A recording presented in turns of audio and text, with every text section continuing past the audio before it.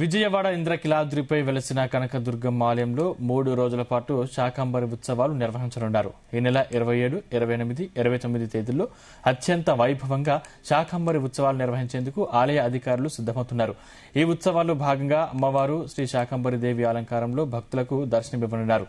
ఆకుకూరలు, కూరగాయలు, పండ్లతో ప్రకృతి మాతగా దుర్గమ్మను శోభాయమానంగా అలంకరిస్తారు.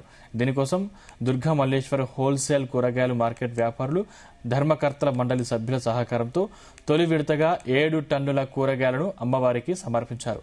చైర్మన్ మొర్ర రాధాకృష్ణ, ఏవో షీనా నాయక్ నేతృత్వంలో కూరగాయల దండల తయారీని ఆలయ అర్చకులు ఇప్పటికే ప్రారంభించారు.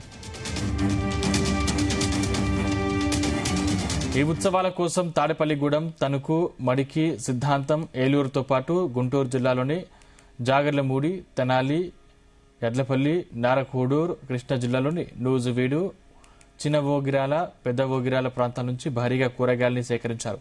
దేవస్థానం బస్సుల ద్వారా వీటిని ఇంద్రకిలాద్రికి సురక్షితంగా తరలించారు. ఆషాఢ మాస ఉత్సవాల సందడి వేళ ఆలయంలో భక్తుల రద్దీని దృష్టిలో ఉంచుకుని దేవస్థానం అధికారులు కీలక నిర్ణయాలు తీసుకున్నారు.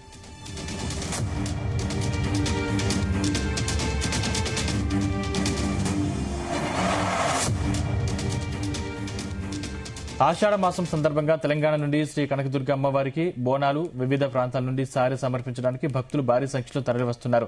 గత ఆదివారం సుమారు 85,000 మందికి పైగా భక్తులు రాగా ఇవాళ భారీ రద్దీ ఏర్పడే అవకాశం ఉంది. ఈ నేపథ్యాన్ని పురస్కరించుకుని మధ్యాహ్నం 3 గంటల వరకు ప్రోటోకాల్, వీఐపీ దర్శనాలను పూర్తిగా నిలిపివేస్తున్నట్లు ఆలయ ఈవో వికే షీనా నాయక్ ప్రకటించారు. సాధారణ భక్తులకు త్వరితగతిన దర్శనం కల్పించేందుకే ఈ నిర్ణయం తీసుకున్నట్లు తెలిపారు. అలాగే ఘాట్ రోడ్డు వైపు ప్రైవేటు వాహనాల రాకపోకల్ని నియంత్రిస్తూ పూర్తి స్థాయిలో దేవస్థానం బస్సులను నడుపుతామని అధికారులు స్పష్టం చేశారు. రద్దీని దృష్టిలో ఉంచుకుని వృద్ధులు, వికలాంగులు, చంటిపిల్లల తల్లులు రద్దీ లేని సమయాల్లో సాయంత్రం 3 నుండి 5 గంటల మధ్య దర్శనానికి రావాలని సూచించారు. భక్తులందరూ దేవస్థాన నియమాలకు కట్టుబడి అధికారులు సహకరించాలని ఏవో విజ్ఞప్తి చేశారు.